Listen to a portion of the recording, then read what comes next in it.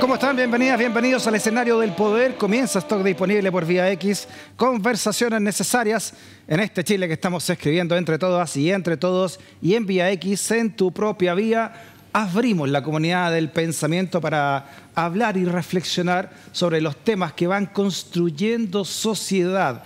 A continuación vamos a hacer una clase de educación cívica, saca papel y lápiz, así como lo hacemos con el profe Peralta, pero ahora lo vamos a hacer con don Felipe Salce, economista, que nos viene a explicar dos cosas muy importantes que tenemos que saber como ciudadanos, que es una reforma de pensiones, pero también que es una reforma tributaria. ¿Cómo se pagan los impuestos en una sociedad? Felipe, bienvenido, profesor. Muchas gracias, Freddy. Sí. Ahora estoy de vacaciones, pero sí, profesor. Además, académico de la Universidad de Atacama, ¿verdad? En el norte, Copiapó. Ya. Sí. Estas son las clases que usted hace entonces a los alumnos de primer año, ¿no? Sí, de economía. pero acá me siento un poquito más querido, allá no. No, también. Allá te dicen, no te... Distinto, que hay, son evaluados, para acá no. Claro, aquí soy más querido porque no va a haber pruebas. Aquí no hay nota. Oye, siempre se habla de lo que es realmente un sistema tributario y cómo un buen sistema tributario puede ayudar a integrar las sociedades, ¿no? Que se integre en sociedad y a partir de esa integración trabajar por el desarrollo de una sociedad desde el punto de vista económico y también social, ¿no? ¿Cómo podemos definir nosotros lo que es un sistema tributario ahora que se está discutiendo este llamado pacto fiscal? A ver, un sistema tributario en realidad, en resumen corto, es básicamente cómo se organiza un país con sus impuestos. Por ejemplo, cuánto paga de IVA, quién paga de IVA, quién está exento al IVA, por ejemplo, cuánto se paga de impuesto a la renta, quién está exento de impuesto a la renta, cuánto pagan las empresas, cuánto pagan las personas, cuánto va seguro social. Ya. Todo eso bien, es un sistema tributario y eso lo define la política. No debería ser así, pero la política de turno define quién paga qué, cuánto, Exacto. cómo, de qué manera, el royalty a la minería, por ejemplo, dónde va, que va a la Fuerza Armada el 10%. Todo eso bien constituye el sistema tributario de un país cualquiera, no solamente en Chile. Perfecto. Todos los países tienen sistemas tributarios, solo que el del Chile es muy particular, pero todos tienen sistemas tributarios distintos. Oye, ¿sabes qué? Hace un tiempo venía para acá el que entonces era jefe de fiscales del Servicio de Impuestos Internos. Y para él, el nombre correcto de decirle a los impuestos era contribuciones. Sí. Porque para él era la contribución que hacen los que más ganan, depende de lo que ganan, en el O la fondo, contribución que todos a la hacemos. sociedad. Exacto. O sea, tus impuestos en el fondo son contribuciones a la sociedad, para que el Estado realmente funcione como tal, ¿no? Claro, bueno, de hecho el Servicio de Impuesto Interno y siempre se nos dice que somos contribuyentes. Ese es como el nombre que nosotros recibimos cuando pagamos los impuestos. ¿Qué es lo que ocurre? ¿Por qué existe este sistema tributario? O mejor dicho, ¿por qué pagamos impuestos?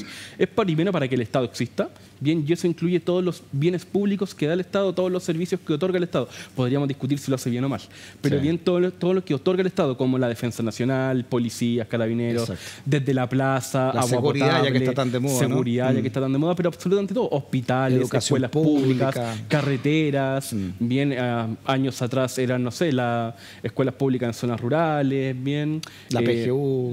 Claro, la pensión garantizada universal, hoy en día estamos, antes era la PBC y el APS, antes eran los sistemas de caja, la universitaria, la educación digamos, pública, gratuita. la educación universitaria gratuita. En Todo fin. eso se paga, obviamente, con dinero, que esos dineros vienen de impuestos, bien. Perfecto. En economía se le llama mucho lo que son los bienes públicos, las plazas, las fuerzas armadas, no sé, cárceles, etcétera. Todo lo que tiene, por así decirlo, que ni tú ni yo queremos pagar, se financia mediante impuestos, porque si no, no existiría.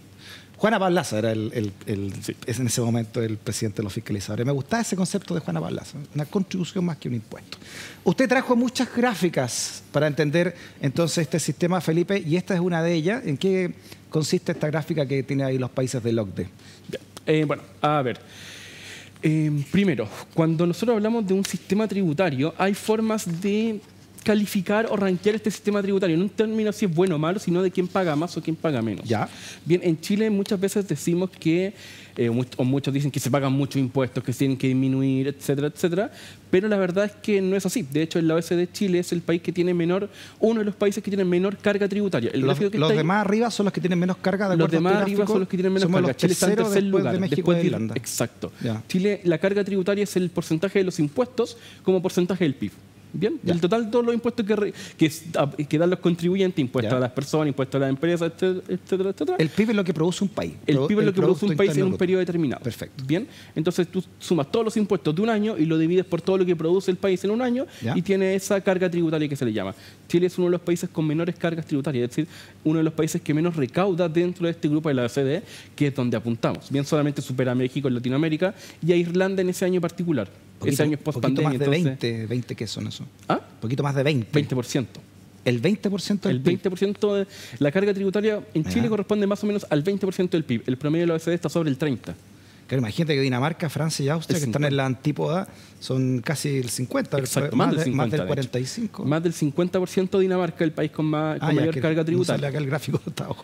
Ya, perfecto. Mira, más del 50 Dinamarca. Más del 50. ¿Qué significa, porque aquí esto también es una discusión ideológica, ¿no? Sí. ¿Qué significa que un país como Chile esté, el que sea los que menos pagan y un país como Dinamarca, Francia, los que más pagan? Va- ¿Qué diferentes sociedades se construyen a partir Lo de que eso? se hace con eso es un diferente tamaño del Estado. Bien, cuando uno habla de que Dinamarca entrega educación, entrega salud, que es uno de los mejores países para vivir, eso se hace naturalmente con dinero. Y ese dinero viene de nuevo de los contribuyentes. Lo mismo en Francia, que tiene muchos servicios públicos, educación, salud, etcétera. Alemania, en realidad casi todos los países de Europa Occidental y de la OCDE tienen un muy alto nivel de desarrollo. Y eso es porque el Estado es bastante grande en la economía. Ahora, esto no quiere decir que porque recaudemos más impuestos inmediatamente vamos a ser mejores o rápidamente la economía va a mejorar. No funciona tan así, pero sí es un indicador y los países, y la tendencia es clara, los países más desarrollados, bien los países que todos admiramos, por así decirlo, Claro. son los que mayor carga tributaria tienen. Y eso no es solamente eso de un año en particular en el gráfico anterior, pero Chile ha tenido una carga tributaria similar los últimos 30 años, 40 años. Siempre se dice por la gente que no quiere subir los impuestos, que básicamente el sector más de ideológicamente de derecha en el Claro. mundo entero, que subir mucho los impuestos atenta contra el desarrollo económico. Pero aquí estamos viendo que precisamente los países más desarrollados, Son los en que tienen todo, más impuestos. en todo sentido, ¿no? Económico y socialmente, son los que tienen más impuestos. ¿Cómo se explica eso? Es exactamente Esa eso. O sea, en dicotomía. realidad los países más desarrollados son los que tienen más impuestos. Mayor carga tributaria. Ahora también importa el cómo. No importa solamente Ya. la magnitud, sino, de nuevo, dónde están estos impuestos, dónde se distribuyen, cómo se distribuyen y también qué cierta estabilidad tienen, ¿no? Bien, ahora, cuando se habla de que subir los impuestos va a disminuir la inversión o va a disminuir el crecimiento económico, en realidad eso no es tan así. O sea, estoy viendo acá la principal economía de Europa, que es Alemania, está entre los que más pagan impuestos, ¿no? Exacto. Más del En 40%. claro, dentro de este ranking el que más paga impuestos era Dinamarca, y una de Perfecto. las economías más admiradas del mundo por su nivel de desarrollo, su nivel de calidad de vida, etcétera, etcétera. Ya. Y nosotros queremos apuntar ahí. Ahora, claro, subir los impuestos del 30 al 50% de un día para otro, por supuesto que tampoco es bueno. Son procesos que tienen que ser paulatinos, que tienen que Pero ser así con como vamos, cuidadoso. no son ni paulatinos, porque No, imagínate, no, o sea, ya vamos a Chile está conversar claramente del llamado estancado. O sea, pacto bueno, el fiscal. gráfico ahí lo Este muestra. gráfico, por ejemplo, ¿qué Es determina? exactamente la misma idea, pero a lo ¿Ya? largo del tiempo. No veo el año inicial, creo que el 80. 90. El 90, en realidad antes no era muy distinto, salvo en los 70 que había una carga fiscal un poquito mayor, pero desde los 90 hasta ahora Chile ha aumentado su carga fiscal, pero la nada misma, o sea, Claro. tú lo dices, ni siquiera paulatino. Oye, mira Finlandia comparado, bueno, ahí está Alemania, que es la roja Alemania, Sí. y la gris es Reino Reino Unido. Unido, y Chile está pero muy por debajo. Chile está muy por debajo. Es lo mismo, ¿no? Chile está muy con por debajo, esto. un poquito sobre el 22% más o menos, Sí. y el promedio de la OCDE está sobre el 33, 34%. Los países más desarrollados cerca del 50%. Ahora, Entonces, curiosamente también, no sé si curiosamente, ¿no? Lo digo en términos... es que estos países como Finlandia, Alemania y Reino Unido, que están arriba, ¿no? en los poderes impuestos, también son los países más estables, Exacto. incluso en el nivel de control de la delincuencia. Sí. ¿Qué cruce social se puede hacer entre el desarrollo económico y el desarrollo también de una sociedad, ¿no? Como tal? No, completo. A ver, lo que pasa es que cuando tú quieres recaudar más impuestos o tienes un Estado más grande, en realidad puedes hacer más cosas. Pero claro, tienes que hacerlas bien. Si yo, por ejemplo, decimos en Chile o en Latinoamérica en general que vamos a recaudar más impuestos porque, no sé, queremos combatir la delincuencia o queremos dar educación de calidad, etcétera, cualquier cosa, inmediatamente sale no la idea, sino como... a ver, ¿cómo decirlo? No sé, el angelito detrás como, oye, pero estamos en Latinoamérica, vamos a recaudar más impuestos, ¿va a funcionar realmente eso o se los van a robar? Eso es una discusión válida. Claro, también Ahora, claro, en Europa, en los países nórdicos, eso no pasa. Entonces se recaudan más impuestos y las cosas funcionan bien. Acá el sistema público en realidad no es ineficiente. De hecho, Chile tiene unos niveles de eficiencia bastante altos, pero también es porque recauda muy poco. Pero tampoco podemos hacer grandes cosas de la noche a la mañana. Ahora, nuestro porcentaje del PIB también es mucho más menor que el de Alemania, que el del Reino Unido. O sea, no es lo mismo que yo diga que si Chile recaudara, por ejemplo, el 40% del PIB, no es lo mismo que el 40% del PIB de Alemania. Alemania tiene, o Italia, o España. Pero en el fondo es el porcentaje sobre el PIB, ¿no? Claro, el porcentaje sobre el PIB, pero en cantidad de dinero igual, los hospitales cuestan más o menos lo mismo, los colegios cuestan más o menos lo mismo, las universidades también. Entonces, en cantidad de dinero igual es menor. O sea, aún así es mucho menor. Es mucho menor. Claro, si tú lo ves en cantidad de dinero, claro, por eso le digo, mucho menor. Es mucho peor el esquema. Otra cosa también que se señala es que Chile podría mejorar no solamente subiendo, no subiendo los impuestos, sino que combatiendo la elusión y la evasión. ¿Qué porcentaje de ilusión y evasión hay? Mira, ¿Y tú crees que eso también es un buen argumento de parte de quienes no quieren subir los impuestos? A ver, hace poco el Servicio de Impuestos Internos publicó creo que era un estudio, una estadística, no estoy seguro, donde decía que el porcentaje de ilusión y evasión andaba en torno al 51%. A mí me parece una cifra un poquito exagerada. O sea, básicamente está diciendo que podríamos recaudar el doble de lo que recaudamos si no hubiera ilusión y evasión. Yo no he visto cómo hicieron eso, pero sí he escuchado y he visto que ha recibido un poquito de críticas de, en realidad, ¿cómo puede ser tanto? Es cierto que si eso mejorara... O sea, sería más ilusión que el Transantiago el impuesto. Sí, mucho más, de hecho más. Si eso mejorara, es cierto, recaudaríamos más. ¿Ya? Ahora, eso implica que no es necesaria una reforma tributaria o que no es necesario reorganizar nuestra estructura tributaria. Yo diría que no. No creo que las dos cosas sean excluyentes. O sea, podemos ser más eficientes, combatir la ilusión y la evasión, que es un delito, bien, pero también podemos reestructurar esta organización tributaria que tenemos, que es muy distinta de los países de la OCDE, no solamente en cantidad, sino que en la distribución. Perfecto. Recordemos cuando se rechazó la idea de legislar, ¿no? Hace poco. En marzo pasado, lo que dijo el entonces ministro de Hacienda, Mario Marcel, porque esto después de un año ya puede volver a discutirse en el Parlamento. De esta manera, entonces, se rechazó la idea de que existe una reforma tributaria, que los recursos que generara esa reforma tributaria fueran a financiar el aumento de la PGU, fueran a financiar la reducción de las listas de espera en los hospitales, fueran a financiar la reducción o el aumento de recursos para la salud primaria, que se creara o se desarrollara un sistema de cuidados. Eso es lo que se votó en contra. Eso es lo que se rechazó y junto con eso se rechazó cada uno de los componentes del proyecto. Muy bien, se rechazó hasta la idea de legislar, ¿no? Imagínate. Dice acá un gráfico que tú acompañas, cómo es la malla tributaria en Chile respecto de los países desarrollados del OCDE, al cual también pertenecemos, al menos pertenecemos a este organismo, al OCDE, ¿no? Y llama la atención mucho lo que proviene del IVA. Claro. El impuesto al valor agregado, que hemos hablado acá, es el más regresivo de todos los impuestos porque paga lo mismo el más pobre al más rico, ¿no? El impuesto al kilo pan lo paga igual Luxich que una persona que no tiene trabajo o que está en el último quintil de nuestra sociedad. Entonces, este porcentaje llega al ¿cuánto? ¿Al 40%? Al 40% de la malla. en Chile. Del total de los ingresos tributarios, el 40% es IVA en Chile. El promedio en la OCDE anda en torno al 20%. El 20% de la OCDE. El 20%. Y nosotros el 40%. Bien, casi la mitad de los impuestos en Chile el peso se lo lleva parejo el pobre y el rico. Sí, lo que pasa a través del IVA me refiero. A través del IVA, sí. Lo que pasa es que ahí hay que tener cuidado. ¿Y por qué se dice que el IVA es regresivo? Porque claro, es cierto que el pobre y el rico pagan lo mismo, el 19% del pan, pero ¿cuál es el punto? En el caso del pobre, o de las personas de más bajos quintiles en realidad, el porcentaje del ingreso que se distribuye a consumo es mucho más alto. Los primeros quintiles, primero, segundo o tercero incluso, consumen casi el 100% de sus ingresos. Los más ricos, ¿qué hacen? No consumen el 100% de sus ingresos, sino que ahorran o invierten. Y ese ahorro o inversión no tiene IVA. ¿Bien? Entonces, ¿qué pasa? Al final, la mayor parte del peso, y por eso sé que es regresivo, se lo llevan los quintiles de más abajo, el primer, el segundo, el tercer quintil sobre todo, que consumen casi todo su ingreso. Increíble, ¿eh? ¿Cómo nos explicas tú esta malla que... Está bueno esta comparativa? Siempre es bueno comparar, porque pensar es comparar, según decía el gran pensador alemán Walter Rathenau. Para pensar realmente y reflexionar hay que comparar una realidad con otra, y esta realidad nos compara a nosotros que estamos allá abajo, en la barra de abajo, con un país promedio del OCDE, ¿no? De estos países desarrollados, donde el 23% de los impuestos 7,5 lo pagan las personas y en Chile solo un 7,2, pero me llama la atención mucho el guarismo de las empresas, donde en Chile pagan mucho más las empresas, 23% respecto del casi 10% que se pagan el OCDE. ¿Qué significa eso? Básicamente lo que pasa es que en Chile, a ver, las personas que pagan impuesto a la renta, el impuesto de segunda categoría, es solamente uno de cada 4. El 25% de las personas pagan impuesto a la renta porque hasta cierto tramo, hasta los 800.000 pesos más o menos, están exentos. Ese grupo no paga. Como en Chile los sueldos son tan bajos, mucha gente queda en ese tramo exento. Impuesto a la renta es impuesto a lo que tú ganas de sueldo. Exacto. Eso es el impuesto de sueldo común o de honorario, etc. Como muchas personas tienen ingresos tan bajos, quedan en ese tramo exento. Bien, y eso hace que los ingresos tributarios que vienen de las personas en realidad sean bastante bajos, porque solamente una parte de la población los paga. Recordemos que la mitad de las trabajadoras en Chile gana menos de 500.000 pesos, ¿no? 520, por ahí estaba la media. La mitad en Chile de los que trabajan y las que trabajan ganan menos de 500.000 pesos. Por lo tanto, claro, el impuesto a las personas va a ser bajo por...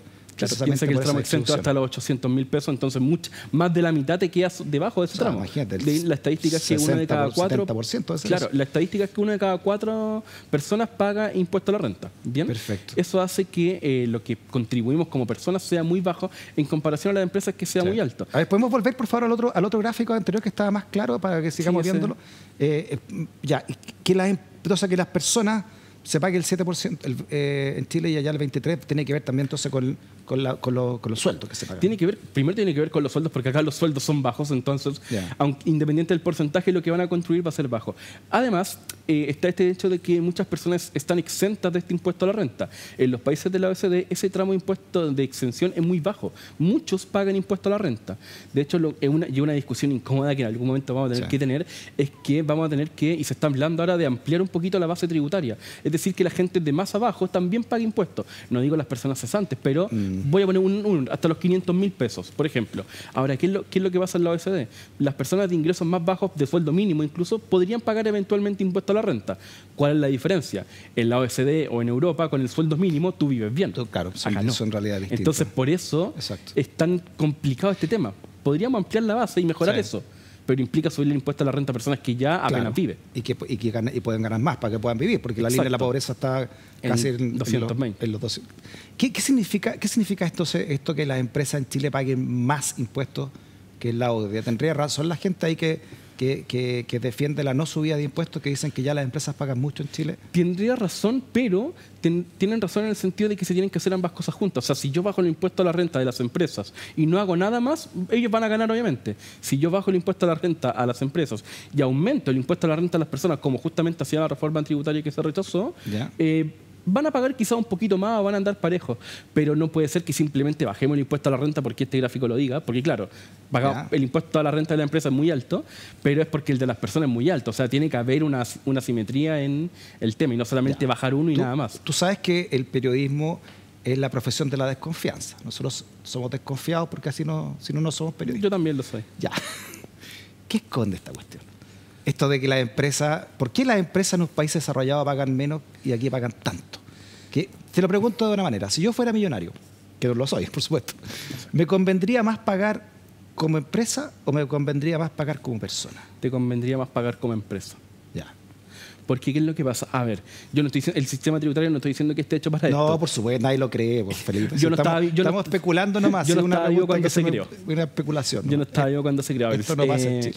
No, pero este sistema tributario también ha tenido hartos cambios en el tiempo. De hecho, cuando se subió el impuesto a la renta de las empresas del 20 al 27%, fue en el segundo gobierno de Bachelet. Ese subió el impuesto a la empresa. ¿Bien?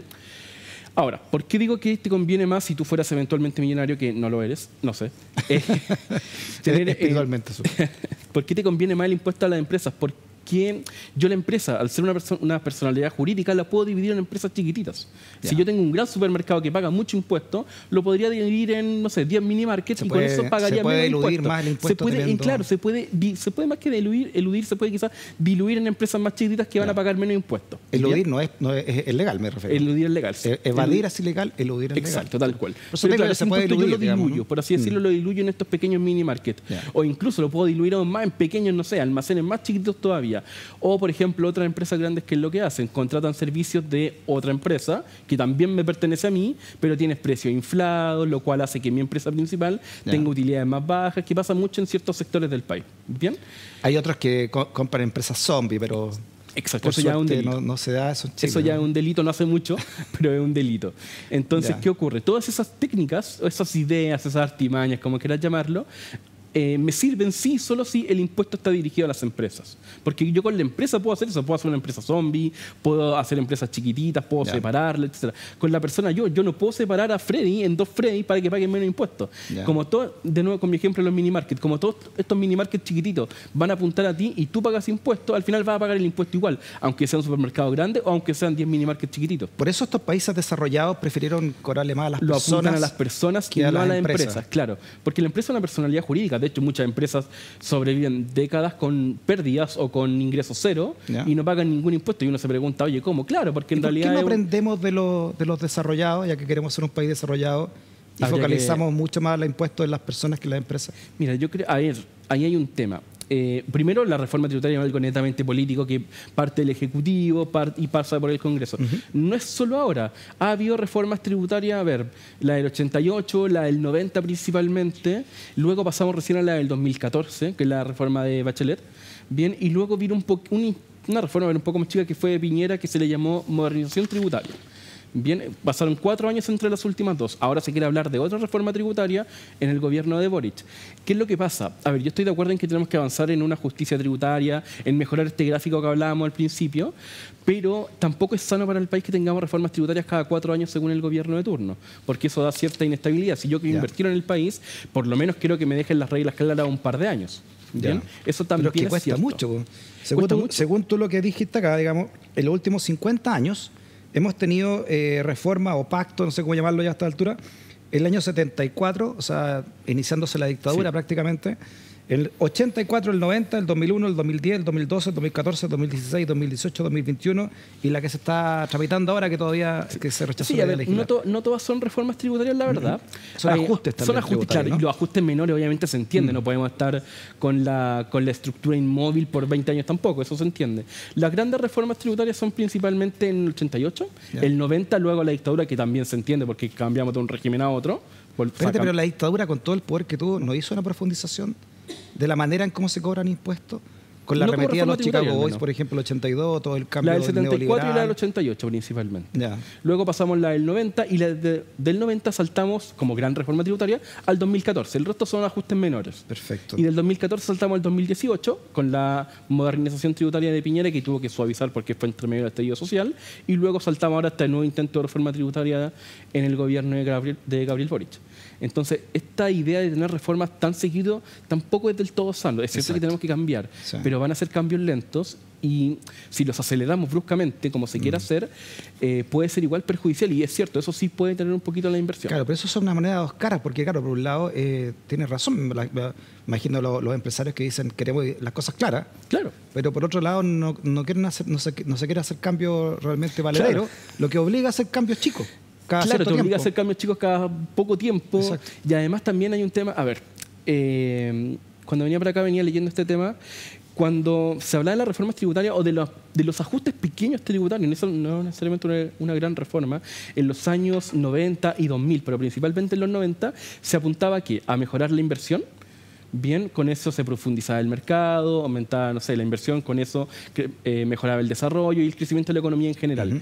Bien, y eso lo que se hizo con eso fueron ciertas, entre otras cosas, exenciones tributarias. Bien, ¿para qué? Para apuntar al desarrollo. Un país que venía saliendo de una dictadura, que estaba en un muy mal proceso económico.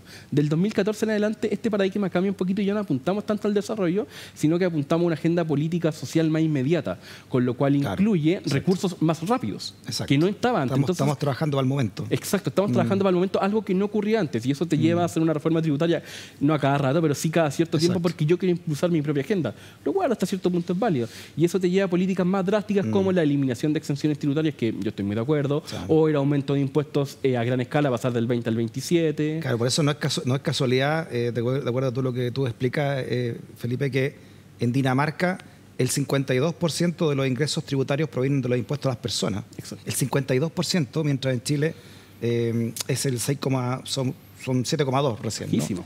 7,2 versus 52% de Dinamarca, el impuesto a las personas. Claro, ahí está. Claro, pero hay mucha gente. Pero, claro, ¿qué pasa? En Dinamarca casi todos pagan impuestos, en Chile no.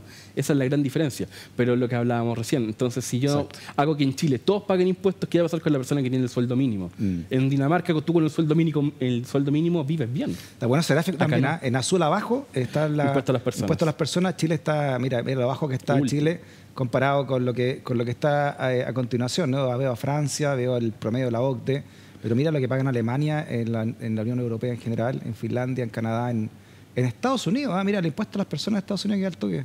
Sí, hay que tener ojo que ese no es el impuesto a las personas, sino que es el porcentaje de los ingresos tributarios que viene de ese grupo. Claro, y mira, las empresas, Chile aparece con las empresas por lo que estamos hablando. En amarillo está el IVA, para que también vean la comparación del IVA, todo lo que se paga en IVA.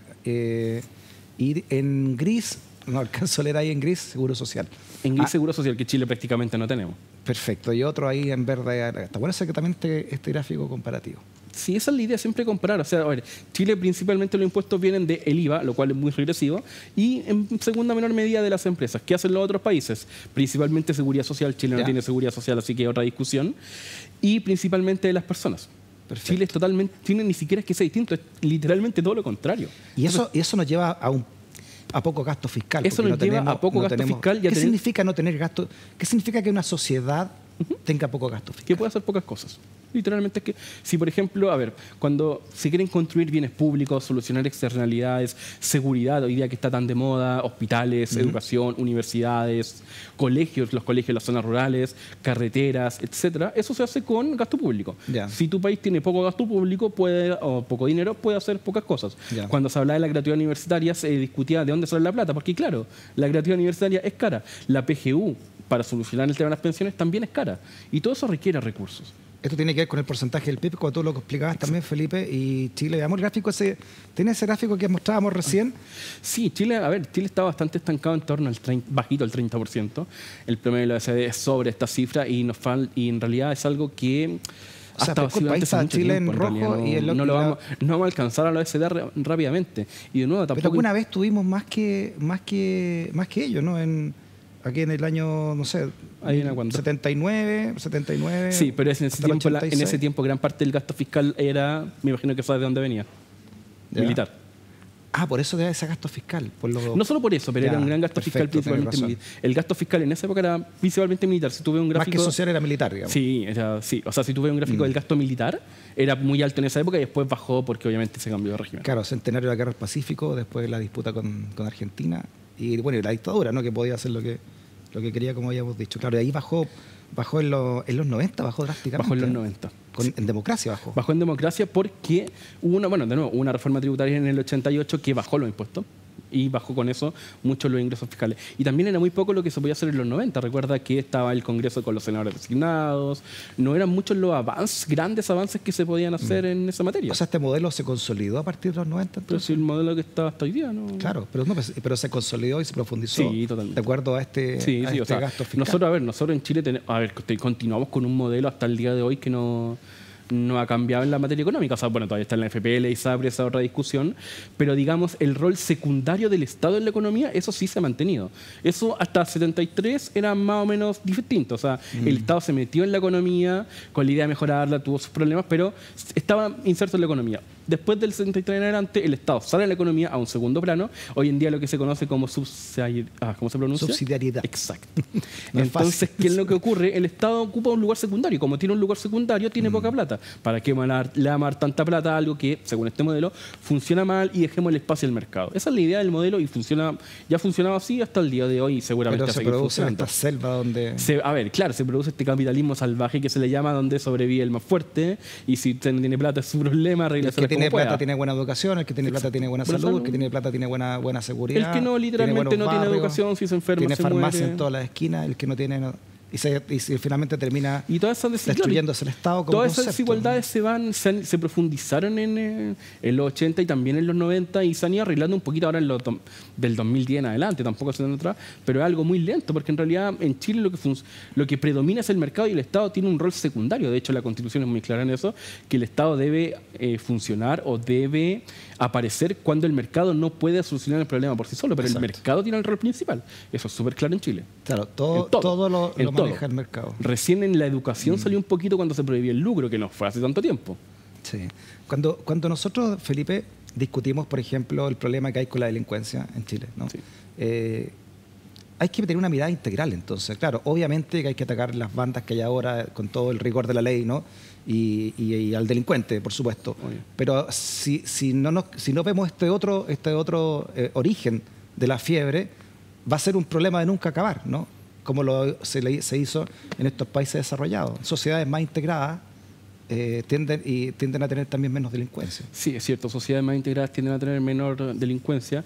Yo creo que, a ver, yo obviamente no soy un experto en seguridad, pero tengo entendido y lo que he escuchado es que el problema de seguridad no se va a solucionar con más plata, no es porque le pongamos más plata a Carabineros se va a acabar el problema de la delincuencia en Chile. A ver, por lo que he escuchado a Carabineros, los problemas no son únicamente de recursos, sino que son otros problemas, que enfrentamos una nueva delincuencia y no requerimos quizás más armas, sino que requerimos mayor inteligencia, lo cual, por supuesto, también yo lo llevo a un punto de vista de largo plazo. Sin duda que hay una pelea a corto plazo que hay que darla también, por supuesto. Tiene que ver con la inteligencia, con la profesionalización de nuestras policías, etcétera, etcétera. Pero, ¿qué pasa cuando no hay una educación pública que compita con la privada? ¿Qué pasa cuando la familia o cuando el niño que tiene 5 años sabe o se va a empezar a dar cuenta a los 10, a los 12, que cuando salga de cuarto medio no va a tener ni un futuro? Porque va a tener de promedio 200 puntos menos que el que sale de Vitacura o Las Condes. ¿Qué futuro, qué estado se le ofrece a ese joven, ¿no? No, ahí se acabó la sensación de Estado.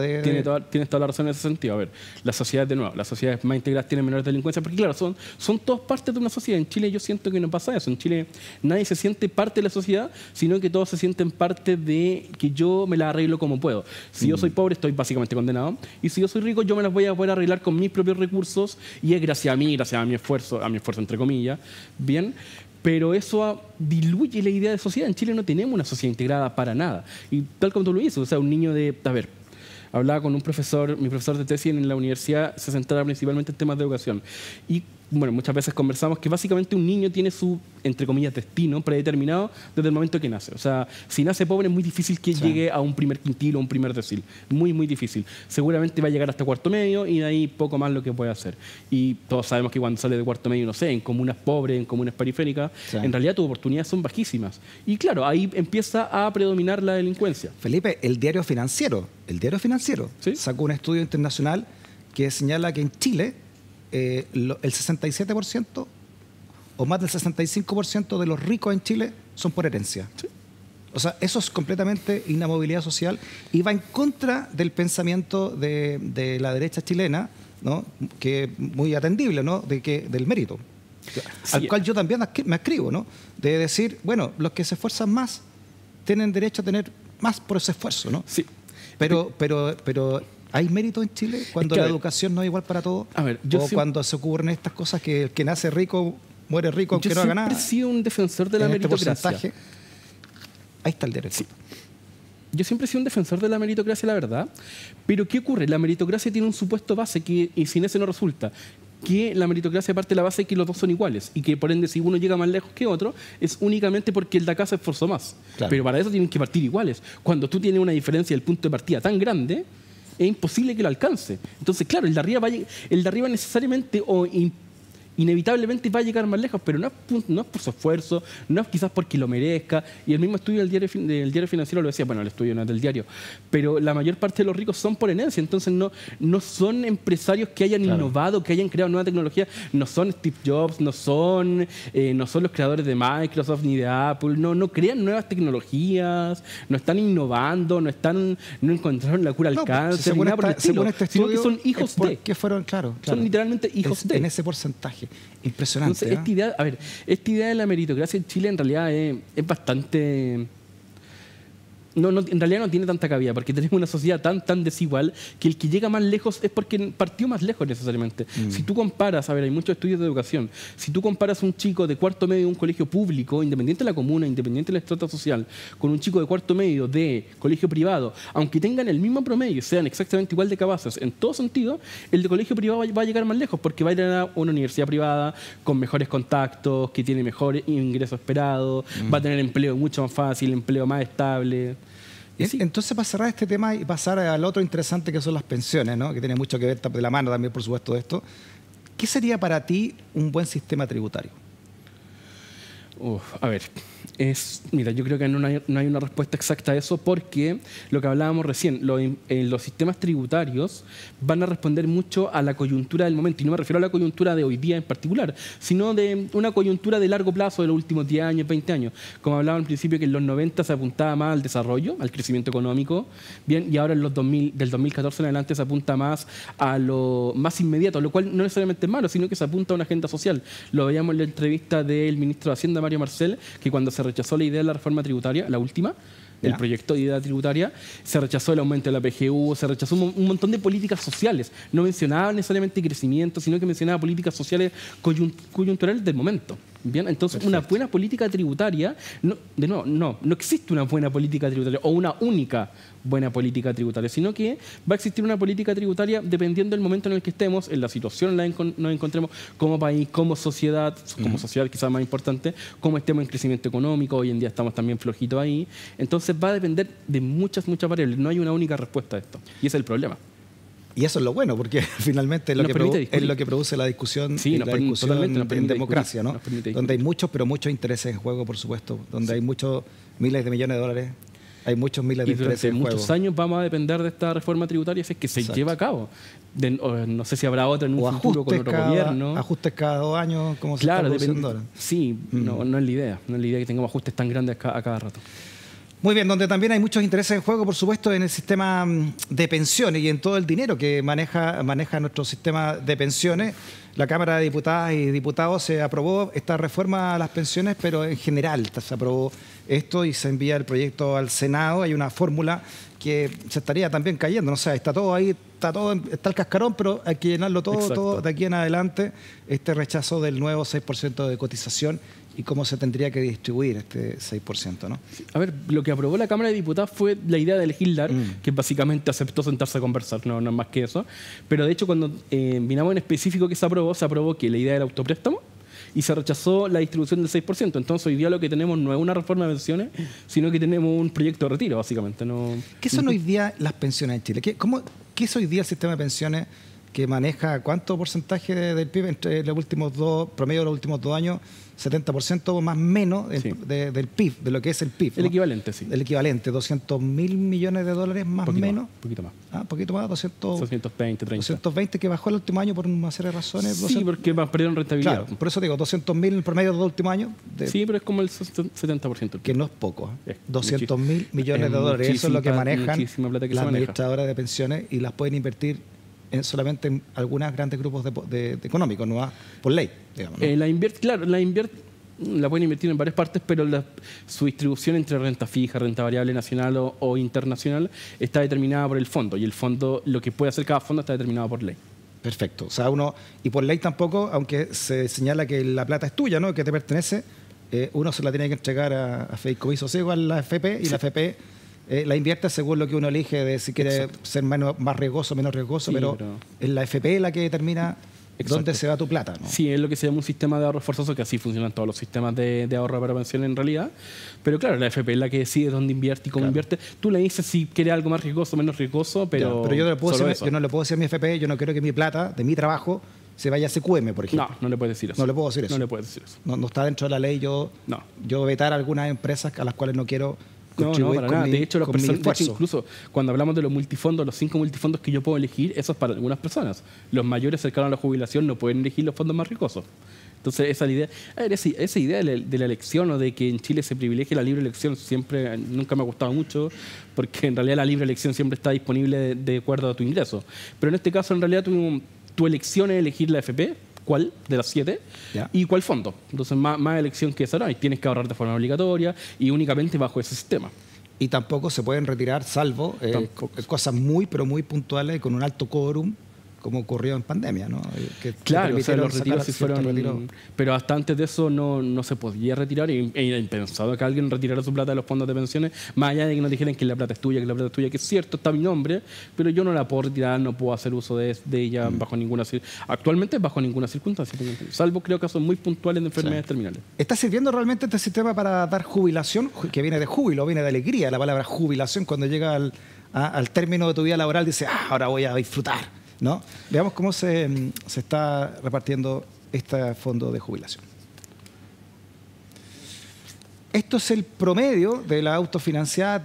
Si quieres me explica estos datos entre hombres y mujeres también. Sí. A ver, bueno, respondiendo a tu pregunta si está funcionando o no este sistema, y no es por hacerme autorreferencia, pero me tocó escribir una columna para el diario Atacama en el Norte, que escribo ahí de vez en cuando para pasar el fin de semana, y justamente la titulé con este tema, el sistema fracasado, porque en realidad a mi juicio el sistema basado únicamente en capitalización individual no funciona. Esa es la pensión autofinanciada. La pensión autofinanciada es la pensión que tú tienes únicamente con tus ahorros, sin PGU.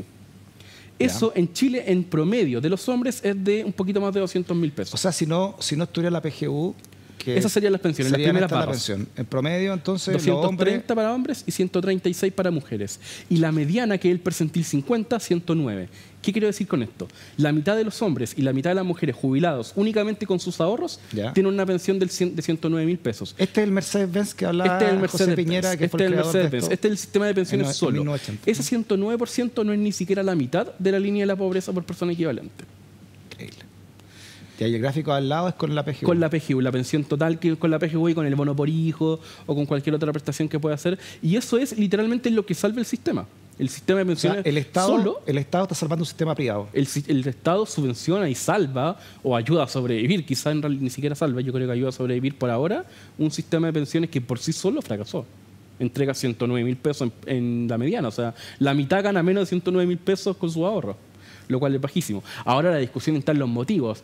El problema no es la FP como empresa, no es la rentabilidad. Tuvieron históricamente buena rentabilidad. Ahora va para abajo, pero históricamente tuvieron buena rentabilidad. Los problemas están en otro lado. Pero este gráfico que tú hiciste es una realidad. Esto sí, fue lo que Esos son con los datos de los pensionados de octubre. De octubre del 2023, que son los últimos datos disponibles hasta ahora. Pero si tú ves los de septiembre, julio, cualquier mes, todos parecidos. O sea, no hay una gran diferencia. Ya. Y tampoco va a cambiar ahora. O sea. ¿Y qué es lo que espera el gobierno? ¿Qué esperaba el gobierno en realidad con este proyecto que también lo había señalado el presidente Piñera, ¿no? Del 3 y 3, digamos, en este nuevo fondo? Hay un nuevo fondo ahora que se suma al que ya existía. O sea, hay un fondo más social plata en juego, ¿no? Hay un fondo, o sea, aumenta a ver, cuando hablamos de que las pensiones o que este sistema fracasó, son varios los motivos. Primero, la baja tasa de cotización. Cuando recordamos el sistema de cajas, que claro, muchos lo recuerdan, entre comillas, por decirlo casi con cariño, porque entregaba mejores pensiones, pero también la gente cotizaba más. En el sistema de cajas se cotizaba entre el 20 y el 25%. Eso tiene que ver con la densidad de cotizaciones. Voy al tiro a ello. Cuando se pasó al sistema de AFP, la gran publicidad era que si las personas se cambiaban, iban a mejorar su sueldo líquido, porque pasaban de cotizar del 20 al 25% a cotizar únicamente el 10%, y con eso mi sueldo inmediato aumentaba. Y esa era la gran publicidad en el momento.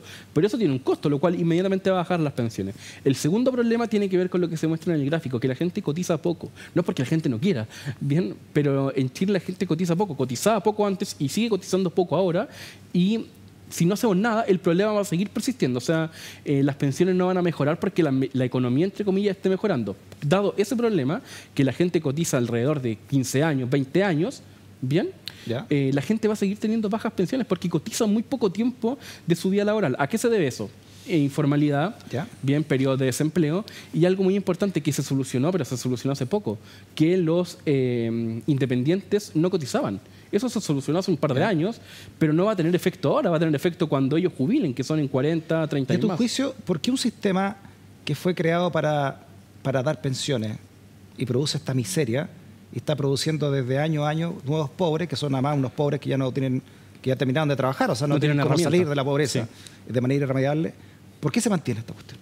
O sea, ¿por qué hay tanta gente que en el Parlamento sigue defendiendo esto a rajatabla ¿quiénes son los grandes beneficiados de este sistema de pensiones realmente? Los grandes beneficiados es el mercado en general, no quiero decir los empresarios, sino que el mercado en general. El sistema de pensiones, al traspasar tanto dinero desde tu bolsillo, bueno, de todos los bolsillos en general, de todos los bolsillos, al sistema financiero, lo que permitió fue que las empresas o los empresarios tuvieran financiamiento muy rápido y muy a la mano. ¿Quiénes son los grandes beneficiados de estos 200.000 millones de dólares que andan dando vuelta en el sistema de pensiones? Los que se financiaron con ese dinero, los que pidieron dinero prestado a la AFP, las grandes empresas, es que no podría decir un nombre específico. No, pero ¿quiénes son? Pues son los grandes grupos económicos, los bancos. Grandes grupos económicos, pero tampoco los más grandes, no los dos, los tres, sino que todo en general.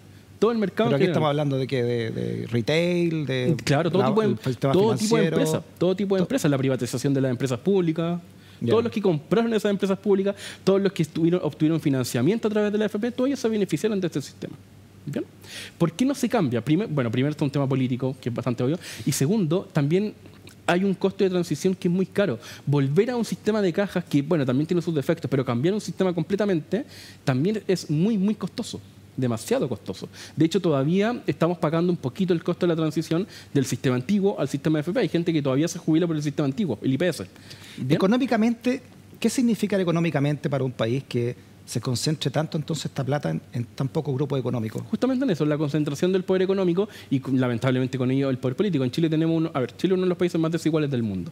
La desigualdad la podemos ver mediante lo que se llama el índice de Gini, ¿bien? Y eso demuestra que Chile está dentro de los 30 países más desiguales del mundo. Estamos bien más o menos con el ratio de países africanos. Y otra cosa es la concentración de la riqueza. Si tú ves el porcentaje del ingreso o el porcentaje de la riqueza que se queda en el grupo del 10% o del 1% más rico, Chile es uno de los países que tiene más concentración de riqueza. O sea, este sistema de pensiones que hay en Chile hoy día está haciendo más rico a los ricos y más pobre a los pobres. Sí. Eso es lo que está haciendo este sistema ayuda a concentrar la riqueza. Digamos. Este sistema ha ayudado, mejor dicho, no es que lo haga un día para otro, pero ha ayudado a la larga a concentrar la riqueza en un grupo cada vez más pequeño.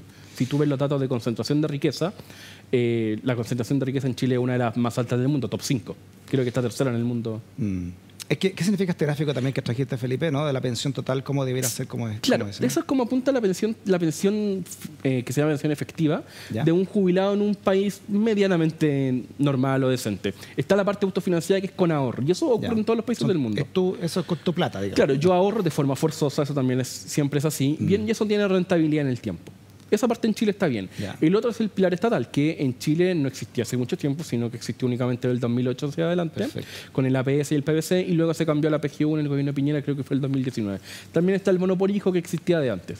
Y la tercera patita, este componente solidario, que en Chile no existe actualmente, que se quiere incluir en este proyecto, o se quería incluir, ya no sé en qué irán, se quería incluir en este proyecto, pero todos los sistemas del mundo tienen un sistema de solidaridad intergeneracional e intrageneracional. Este proyecto incluía a los dos. Pequeño, pero lo incluía. Cada vez fue más pequeño, ¿no? Porque fue siendo más pequeño, digamos. No, de hecho fue... Al menos lo que se pretendía, porque se llegó al final en este segundo a 3.3, digamos. A 3.3, sí. Pero ya ni siquiera eso lo tenemos. Ya no está ni siquiera eso... Bueno, ese se rechazó y tendrán que presentar... Lo que se está discutiendo, digamos. Ese se rechazó y el gobierno lo que entiendo es que dijo que iba a insistir con ese 3.3 en el Senado. Con esa idea del 3.3. ¿Bien? Ahora, ¿qué es lo que haga el gobierno efectivamente durante, yo creo que ya la vuelta en marzo? Eso ya depende, yo me imagino que lo evaluarán en el receso. Veamos a quién está beneficiando más entonces este sistema que tenemos hoy en Chile respecto de los que no. Otro gráfico que trajiste, Felipe. A ver, bueno, ¿Pueden sacar el GC, por favor? Gracias, muy amable. A ver, lo que está en la línea azul es cómo sería la pensión actual. Ese es el caso de un hombre con sueldo equivalente a la mediana. Bien, ¿y por qué digo esto? Porque cómo afecta la reforma del gobierno o cualquier otra idea de reforma de pensiones va a depender de la persona, va a depender de su nivel de ingreso, de cuánto cotiza, si es hombre o mujer, etcétera, etcétera. Es el caso de un hombre con sueldo equivalente a la mediana. ¿Pero tenés que llegar a los 110 años? Esa ahí termina la tabla de mortalidad. Esa es la mortalidad. Pero sí, ahí hay un tema. Si no soy Highlander. Ahí hay un tema. No es que la tabla de mortalidad te diga que se espera que vas a vivir hasta los 110 años, sino que ahí termina la tabla. De hecho, la tabla de mortalidad dice que si un hombre llega a la edad de jubilación hasta los 65 años, se espera que viva hasta los 86 más o menos. Y la probabilidad de que llegue a los 110 años es del 0,01%. Pero ahí termina la tabla. Esa es otra discusión. Hay tablas que son más largas o más cortas. También se está discutiendo si puede hacer la tabla ahí. Claro, si la quieren acortar o no. Perfecto. Entonces, ¿qué es lo que ocurre? A ver, cuando La reforma del gobierno es una reforma, entre comillas, bastante equilibrada que beneficia un poco a todos los grupos. Si yo destino ese 6% a capitalización individual, voy a beneficiar principalmente a los de más altos ingresos. Y además únicamente a los futuros jubilados y no a los actuales jubilados. Y ese es el problema. En Chile tenemos dos problemas. Los actuales jubilados, que ya no hay mucho que hacer, y los futuros jubilados. Los actuales jubilados únicamente los puedes beneficiar con la PGU o con mecanismos de solidaridad. No hay otra forma. Perfecto. Bien. Ese gráfico, ¿qué es lo que nos dice? La idea de aumentar el 6% a capitalización individual va a beneficiar principalmente en los primeros años, pero cuando la pensión ya empieza a decaer porque es decreciente en el tiempo, bien, ahí va a convenir mucho más un mecanismo con solidaridad. Ahí eso es únicamente la mediana. Perfecto. Pero a los más bajos ingresos les conviene un mecanismo solidario y a los más altos ingresos les conviene 6% a capitalización individual, pero únicamente en el futuro, porque los actuales jubilados ya no tienen nada que hacer tampoco. Hagamos una pausa, Felipe, Dígale. y seguimos conversando y reflexionando sobre estos temas pero tan trascendentes para todas nosotras y nosotros. Una pausa, seguimos hablando con el economista Felipe Salce. No te vayas de la sintonía.